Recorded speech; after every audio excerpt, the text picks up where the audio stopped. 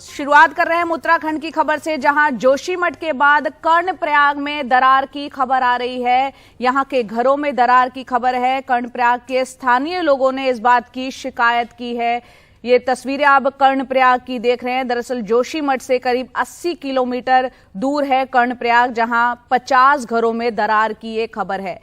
जो स्थानीय लोग कह रहे हैं कि ऋषिकेश कर्णप्रयाग प्रोजेक्ट से ये दरारें आई हैं और ऋषिकेश कर्णप्रयाग प्रोजेक्ट करीब 125 किलोमीटर का है। कर्णप्रयाग के लोगों में कहीं ना कहीं भय का माहौल है। आप तस्वीरों में देख सकते हैं किस तरह से घर जो है इस स्थिति में पहुंचे हुए हैं कि कभी भी ऐसा लग रहा है ये ढह सकते हैं। जिस तरह की मोटी मोटी दरार घरों के भीतर देखने को मिल रही हैं।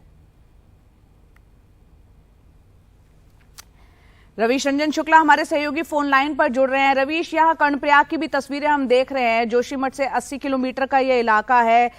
घरों में दरारें दिख रही हैं। कितने घर हैं जो कि दिख रहा है इस स्थिति में पहुंच चुके हैं कि यहाँ भी लोगों के बारे में अब सोचा जाना जरूरी हो गया है?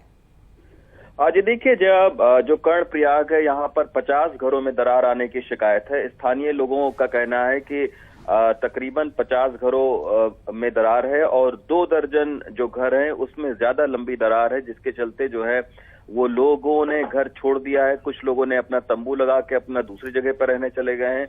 कुछ लोग अपने रिश्तेदारों के यहाँ पर चले गए हैं।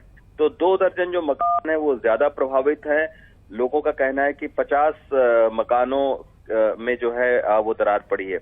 लोग इसके पीछे 3-4 कारण बता रहे हैं कि ये दरार इस तरीके से हो सकता है। दरअसल कर्णप्रयाग में ऊपर जो है वो एक पार्किंग के लिए जगह की खुदाई हो रही थी, तो लोगों का कहना है कि उसके वजह से भी ये दरार हो सकती है। दूसरा, आपको पता है कि 4 धाम प्रोजेक्ट के तहत सड़कें बनाई जा रही हैं, तो उस विकास के चलते भी, उस डेवलपमेंट के चलते भी हो सकता है कि दरार हो, ऐसा स्थानीय लोगों का कहना है। स्थानीय लोगों का ये भी कहना है क्योंकि भूमिगत सुरंगें बनाई जा रही हैं, रेलवे की सुरंग बन रही है, एनटीपीसी की सुरंग बन रही है, तो अंधाधुंध जो निर्माण कार्य हो रहे हैं, स्थानीय लोगों का आरोप है कि उसके चलते भी जो है वो जब विस्फोट होता है या बड़े बड़े पहाड़ जब तोड़े जाते हैं तो उसके चलते भी जो है वो मकानों में दरार पड़ती है। तो अभी ये बहुत ही एक और ऐसी खबर आई है कि इस तरीके से कर्णप्रयाग, जो कि ये पूरा एक छोटा सा कस्बा है और तकरीबन 8000 के आसपास की आबादी यहाँ पर होगी, तो यहाँ पर इस तरीके से 50 मकानों में दरार आना एक बहुत ही गंभीर मामला है और प्रशासन के संज्ञान में है। आज हो सकता है कि प्रशासन की एक टीम यहाँ पर दौरा करने भी जाए। आप कह रहे हैं प्रशासन के संज्ञान में है। क्या स्थानीय लोगों ने, जैसे हमने जोशीमठ में देखा, कई बार वहां सर्वेक्षण हुआ और कई तरीके की शिकायतें कई सालों से चल रही थी, स्थानीय लोग इस मुद्दे को पहले भी कई दफा उठा चुके हैं, उसका बैकग्राउंड बताएं, थोड़ा पृष्ठभूमि बताएं रवीश।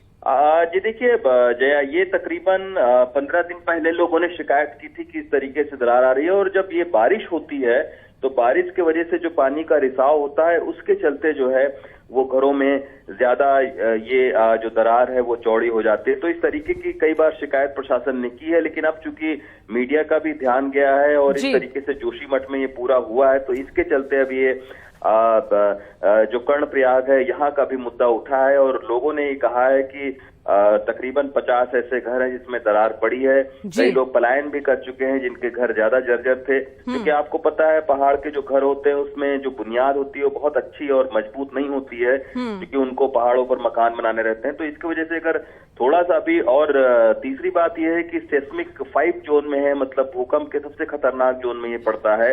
लगातार जो है जमीन के अंदर जो है वो प्लेटें एक दूसरे से टकराती रहती हैं। कई बार यहाँ पर भूकंप के भी झटके आए हैं, तो इसके चलते लोगों में अब ज्यादा डर महसूस हो रहा है और लोगों का कहना है कि जो इस तरीके से अंधाधुंध जो विकास कार्य हो रहे हैं उसके वजह से भी कहीं न कहीं छोटे छोटे जो कस्बे हैं, जो पहाड़ों पर मकान बने हैं, उनको एक तरीके से खतरा हो गया। तो ये 50 घरों में फिलहाल दरार आई है। 2 दर्जन जो परिवार है वो घर छोड़कर भी चले गए हैं अपने रिश्तेदारों के घर में। कुछ लोग अपना तंबू लगा के अलग रहने लगे हैं क्योंकि उनको डर था कि कहीं मकान न गिर जाए।